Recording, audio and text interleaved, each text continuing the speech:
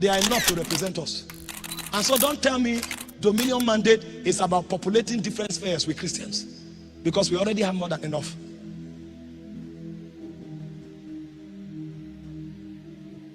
But we don't have witnesses.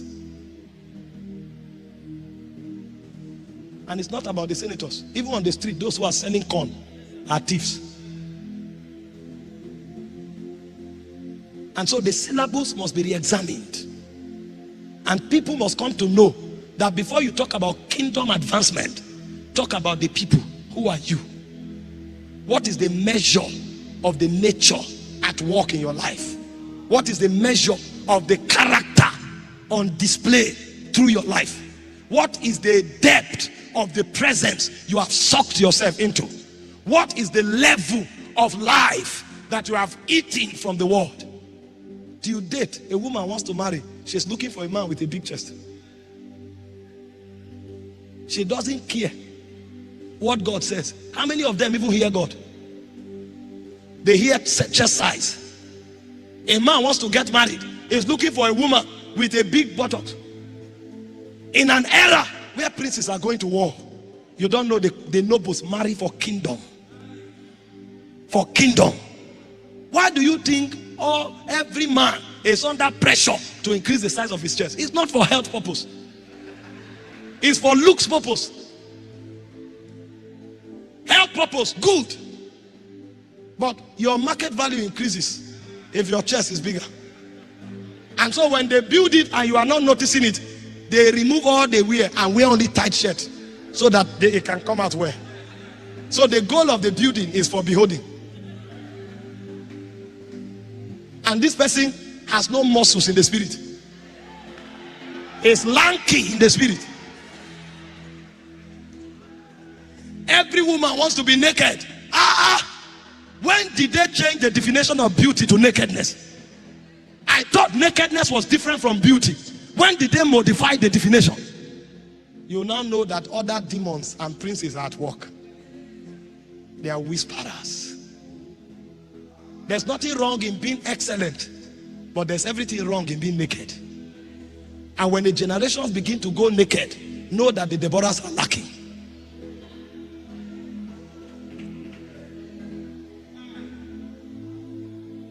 And so the kingdom mandate is your ability to receive God's authority and use that authority to exercise God's will.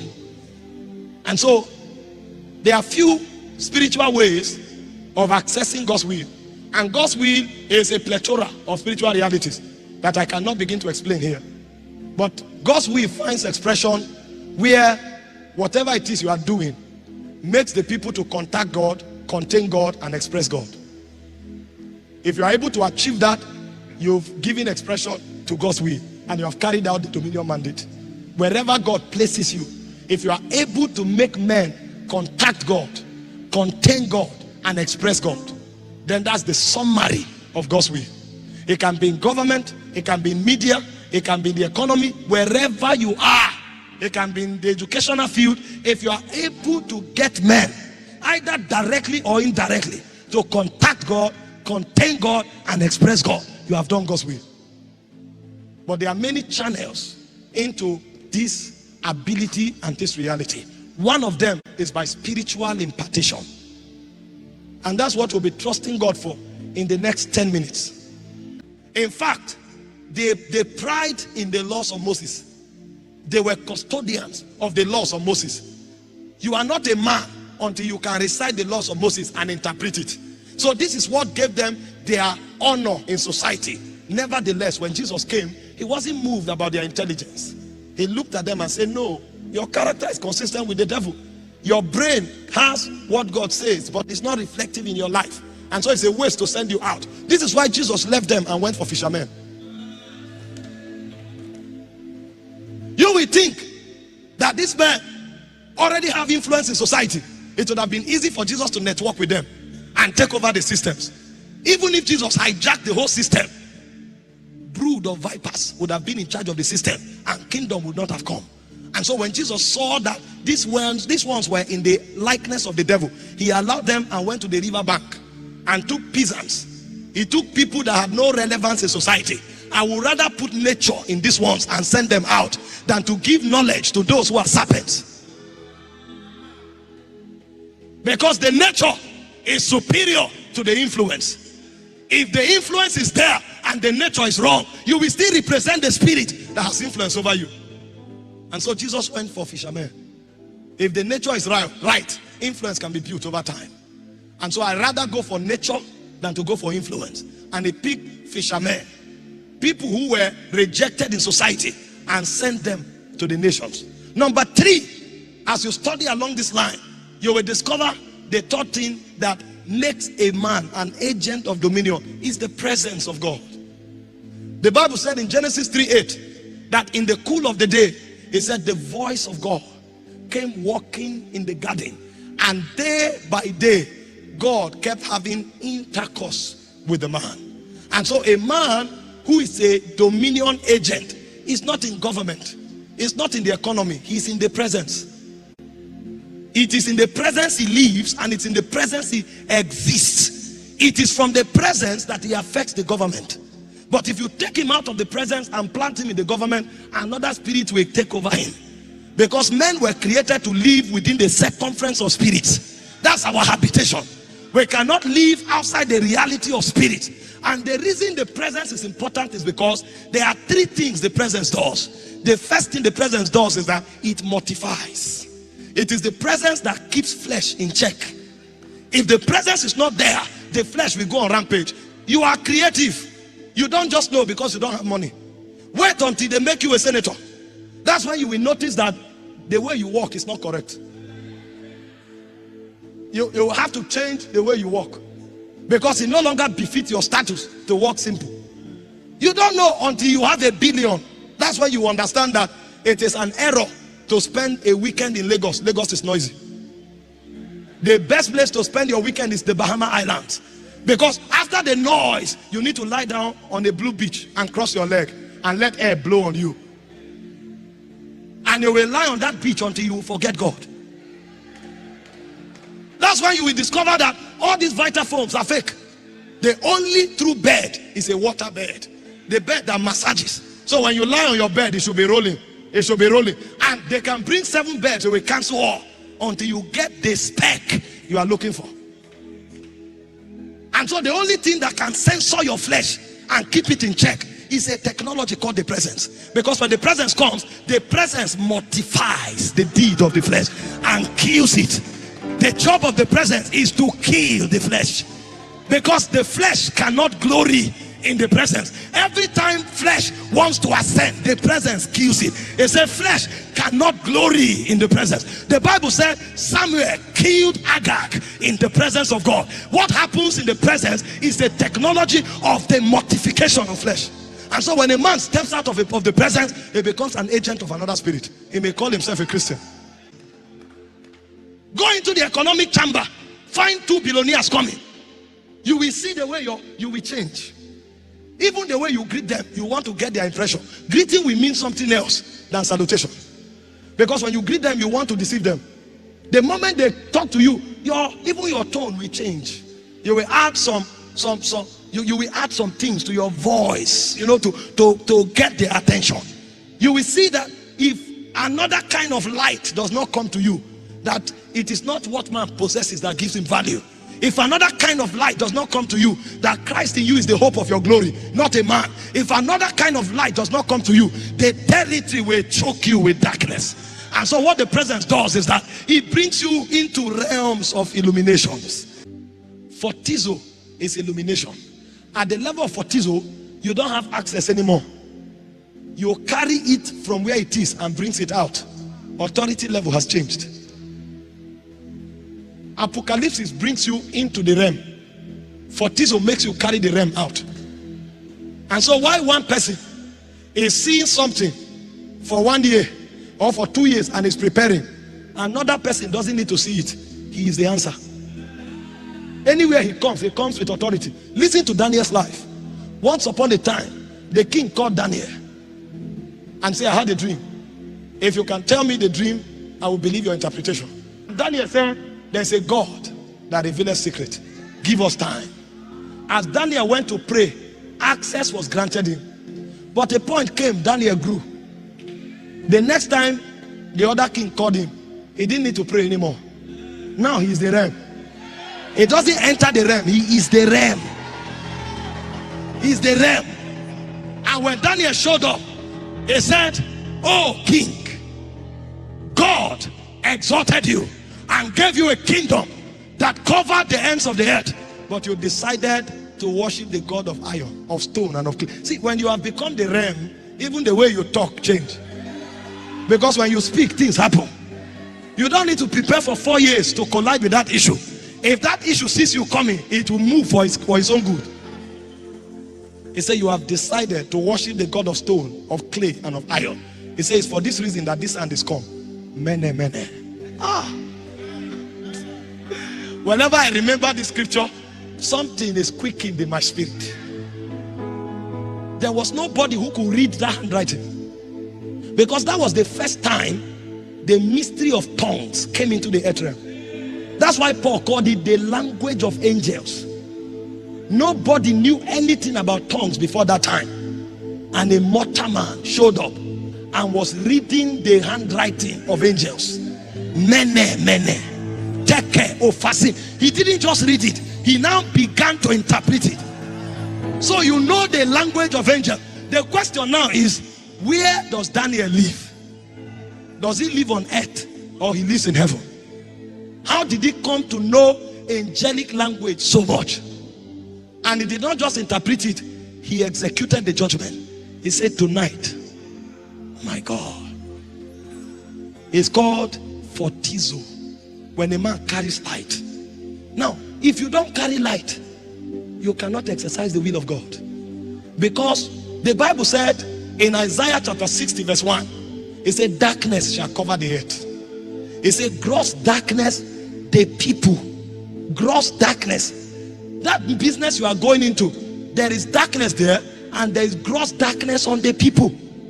So you can't just come there and say, "I'm a Christian." No, you must come with light. Because he said the light shines in the darkness. The darkness comprehended it not. Even Jesus, the Son of God, was on earth for 30 days, no impact. Kingdom doesn't move because you are present. Kingdom moves because you have light that comes with authority. After light came to him, in Matthew 4:15, he said, "The land of Zabulon, the land of Naphtali, by the way of the sea, beyond Jordan, Galilee of the Gentiles." He said, "The people that sat in darkness, they have seen a great light." That means all his work in Zabulon for 30 years had no impact on the territory until light came. And Paul says the way this light is activated is by prayers. But when you begin to draw from the word and eat it, what happens to you is not happiness, it's called joy. And joy can make you happy, but over and above happiness, the joy of the Lord is our strength. That strength becomes stamina to stand against darkness. And so when you go to the office and everybody is taking bribe, you say, "Oh king, we will not be careful to answer you in this matter. We will not bow." And they will tell you the fire is 7 times hotter. It's not zeal that you use to confront fire. When you get to Babylon, you will know. Because what you call the government, there's Babylon there. What you call the banking sector, there's Babylon there. And many persons will bow. And if you refuse to bow, they will bring the furnace. The furnace. The stamina that you need to reject the furnace is not in your head, it's in your spirit. Because you will know that Nebuchadnezzar does not bluff. If he tells you, he will do it. Because if they don't bring the furnace, they will bring the den of lions. You will go through hell many times. Because many times when they tell you to compromise and you refuse, they will put you in a pit for 5 years. Nothing will come. But even in that pit, they cut off everything. You will stand your ground. Because your strength is not your account. Your strength is the life that is in your spirit. The dominion mandate is not a lecture. It's a making process. The making process of warriors. This is what, see, we think the world is just a place of speaking English. No, there are lions there. There are furnaces. There is a sun god called Pharaoh there. Pharaoh will lick you up with his anger unless you come with a momentum that you cannot understand. And the only thing that gives you that level of momentum is how much of the bread you eat. How much of life is in your spirit. That's your stamina. The Bible said in Galatians 1 verse 4, he called this world a wicked world, an evil world. In Psalm 74 verse 20, he called it the place of cruelty. He said the dark places of the earth, they are the habitation of cruelty. There's wickedness. As you go into government, you will be shocked that they call it Federal Republic of Nigeria, but you will find Babylon there. Babylon that will make you compromise every day. So when you live there, you would have done more harm than good. When you go, you will find Egypt there. Egypt that will threaten you that you either leave your God or you don't go forward. And it's not a bluff. Sometimes they can put a spade in front of you and you don't make progress for 5 years. But you know that it's not the cadre in government that defines you. It's not the cadre. And so instead of bowing, you will stand your ground. And when the Lord turns again the captivity of Zion, even that which was taken away shall be restored. When you see that kind of reality, then the momentum to pray is imparted. Because now that vision will equip you with capacity for war. The reason many people are not fighting is because they've not seen. Did you not read about the disciples of Jesus? They were killed, they stood their ground. When Peter was to be hanged on the cross, they thought he would beg for his life. He said, please, when you crucify me, don't put it upward. Turn it upside down. I'm not qualified to be crucified like my master. If you have one of such men, it's more than 1 million men. Go and read the church history and find out the kind of men that the dominion mandate is recited to. It's not for everybody. It's for witnesses. And these guys continued like that. The disciple of John called Polycarp was the bishop of Smyrna. He was 86 years old when they came to arrest him. And they told him to run. He said no. Run to where? When his captors came, he sat them down and welcomed them and entertained them. When they finished, he said, let's go. I'm ready. I'm ready. That's the man you can send out. And when they were about to burn him to the stake, they asked him to change his mind for the last time. And he said, for 86 years, my Lord has been good to me. Why will I deny him now? He said, go ahead. The Lord has given me strength to stand the heat of the fire. And he was burnt alive. And he never compromised. They spoke of Perpetua and Felicity.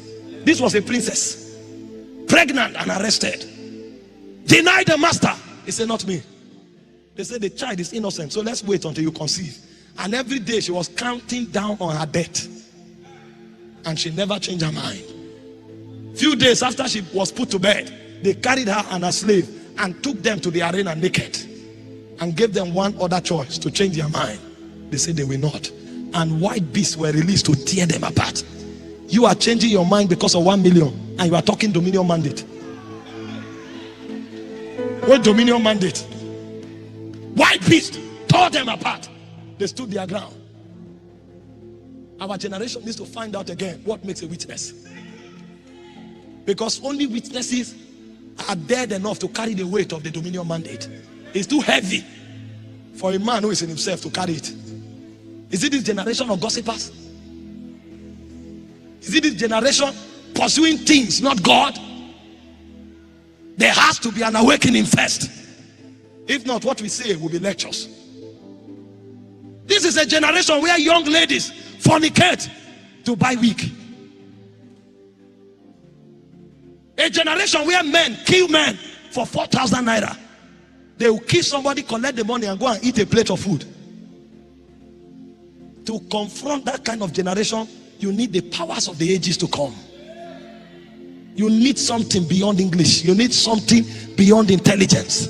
You need something beyond lingo. You need a witness in the spirit that when you speak, spirits are mobilized.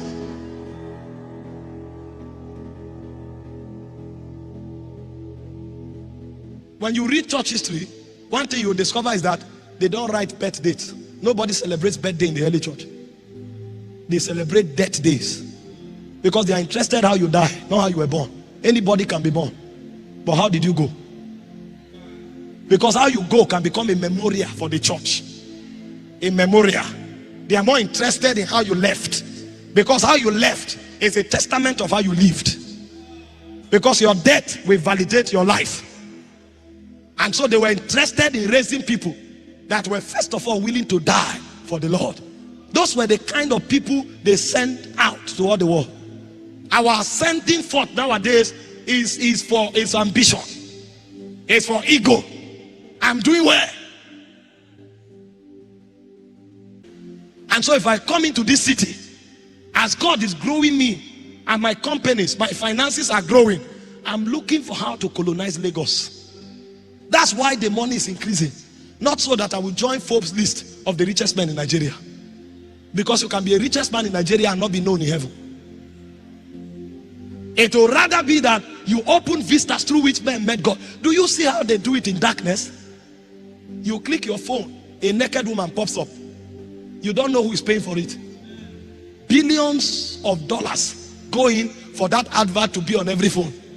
Nowadays, if you even carry your writing pad, you are not browsing. A naked woman will be walking in your writing pad. How did she come there? Because people who understand mandates of darkness are at work. You go to buy razor blade and you see a naked man with pant. How does a naked man concern a razor blade? Because those who have economic power have intentions of corrupting your soul. And they know the way your soul will corrupt is by looking upon pornography and nudity. And so their job is to sponsor it until every billboard you turn to, every Android phone you carry, every song you hear, they are dominating it. If these things don't happen, it's a risk to send men out there. They will be corrupt. They will be colonized by other spirits. And you will find a Christian that became a senator. He will not look anything like a Christian. You will find a Christian that became a businessman. He will not resemble anything like Christian. Because you didn't bring them into the presence and teach them that they must remain there. He said the hand of God came upon Elijah. He outran the chariots of Ahab. They may tell you to compromise and you refuse, and they stop you for 10 years and you don't change your mind. On the 11th year, then God will bring a wind. And the promotion of 10 years will come in one day. But at that time, hear this, the testimony is no longer the promotion. The testimony is that you are bigger than the promotion. The dominion mandate is a life. It's a life. How much of it do you have? If not, Lagos will swallow you up. Lagos. You think Lagos is a geographical location? No, there are spirits here called Lagos. And what they do is to put pressure and anxiety in your soul. So you pursue money and you become religious, but you are godless.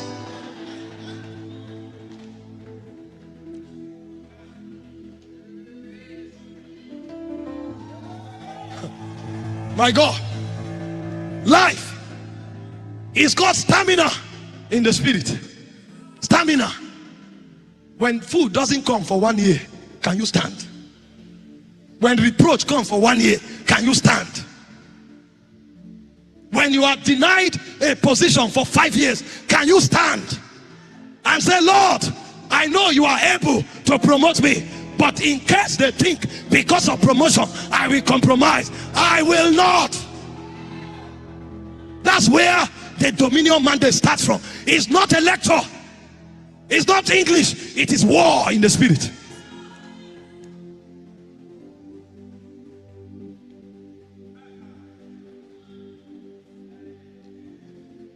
You think God will cook you? All of this were at the bedrock. He didn't just come and say have dominion. What are you multiplying? You are compromising, and then you are in the economy. They say God has a man there. No, it's the devil that has a man there bearing the name of God. Because what you are multiplying is compromise, it's iniquity, it's lies, it's bribery. That's not kingdom. The mandate does not begin with proliferation. The mandate does not begin with population. It begins with witnesses. And it's better to have 12 who are witnesses indeed than to have 1 million that the devil can scatter in a moment. Now that they are advancing the gay movement, billions of dollars are being pumped in every day, in order to make it become a norm, because they know that it's only this generation that will fight it. If they sponsor it well enough, the next generation coming will think it's normal. And so you go to the Olympics, you go to the World Cup, you go to the Premier League, you must see something about LGBTQ. They are not talking to you. They know you are brainwashed now enough to reject it, but they know your children don't know that much. And so if your children keep seeing it, your children will begin to think that the sex you have is not the sex you must have. Your sex is what you feel like you are. And so a man will come and say, I feel like a woman. And the reason he will feel that way and talk that way is because right from his conception, right from the first time he can articulate, those who sponsor it with their wealth have sponsored enough for him to see and think it's normal. In Europe now, they are teaching 4-year-old children that they have the right to choose the sex they want. And those who are in government insisted that it should be done. Whereas Christian politicians are in government and all they are interested in is how to cut away with the billions that is meant for their constituency to buy Ferraris and park in their compound. One senator has 5 houses in 5 countries. Do you live in 5 countries? But lost. And so our problem is not absence of Christians in corridors where it matters. It's absence of witnesses.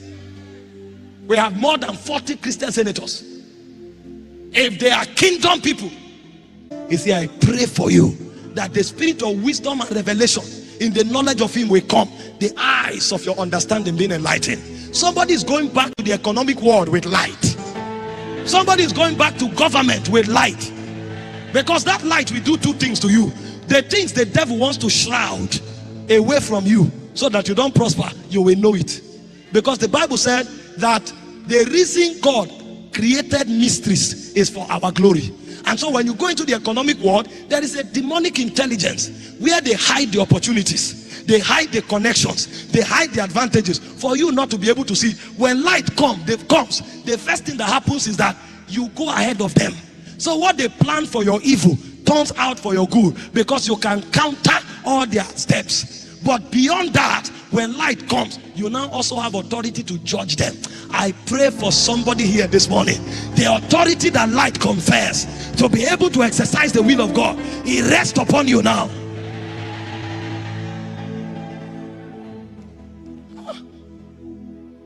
Do you know what will happen if 50 of us in Lagos carry light? This city will be shut down. Did you not read about Paul?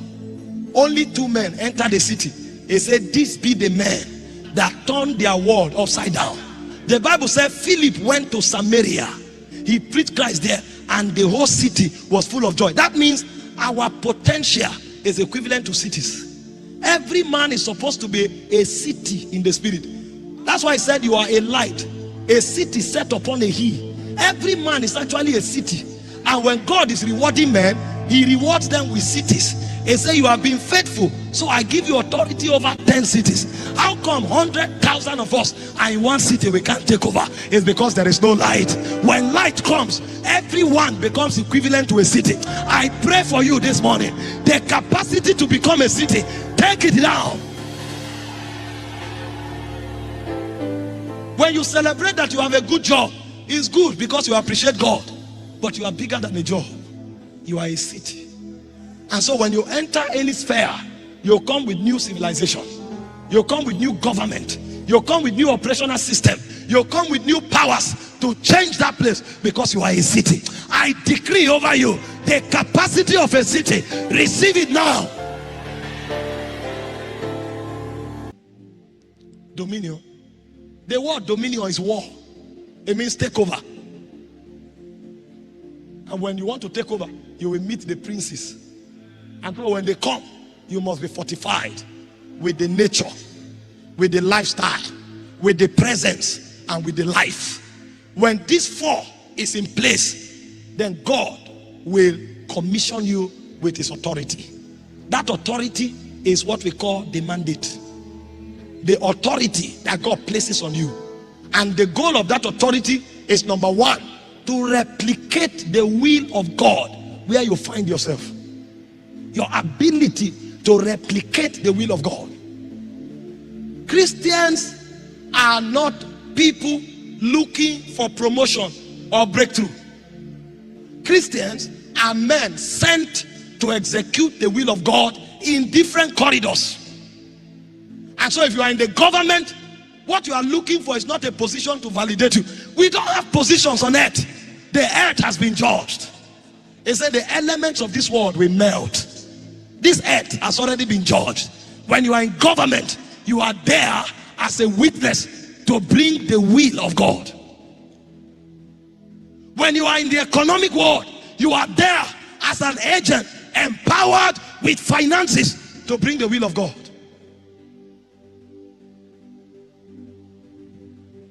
But you must first of all be conquered to be able to live and think that way. And so the reason we are having this session this morning is because we want to trust God to open the vistas of heaven so that we will see what every carrier of the mandate sees. Because the mandate is the authority on your life to administer God's will in your sphere of influence. But you cannot exercise God's will if you don't know it. And so when we are teaching on this subject, like most of the speakers would have taught and taught very well, is to open to you God's will for his people. Is to reveal to you God's will for territories and for dispensations and for generations. That's why somebody was quoting earlier that Pastor Poju said it's good to have a lot of money, not because that money gives you value, but because that money empowers you to advance God's kingdom. He said, cry out loud and say, my cities through prosperity shall yet be spread abroad. So one of the revelations of God's will is the fact that God wants his kingdom, which is the realm of his influence, to dominate the physical realm. Where are the multitude? Because in our own context of dominion is number. You come to media, we are the only people there.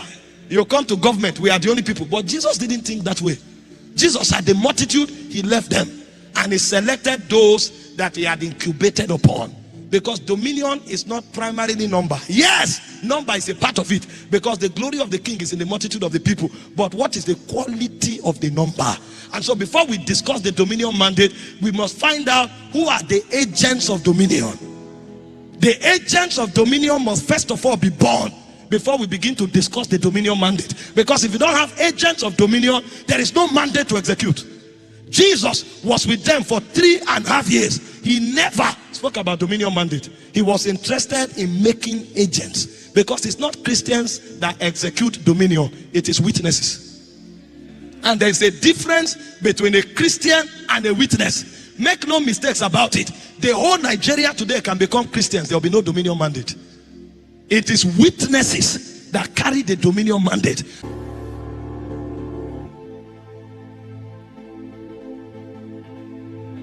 We are not at the mercy of the sons of the bondwomen. No.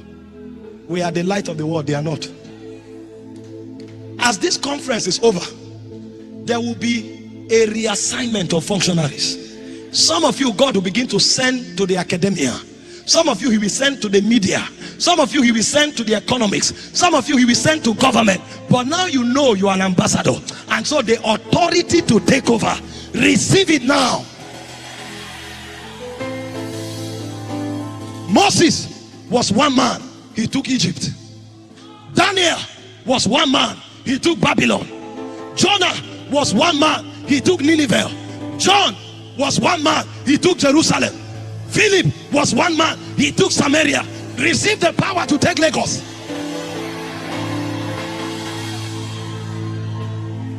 He said, according as it is written. He said, they believe and have spoken. He said, we having the same spirit of faith, we believe and therefore we speak. He said, God is not a respecter of persons. If Moses could do it, if Daniel could do it, if Philip could do it, then you too can do it. And so in this conference, the capacity to do, receive it now.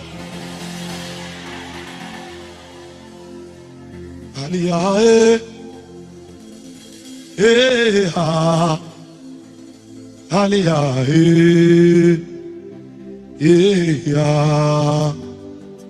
Aliyah,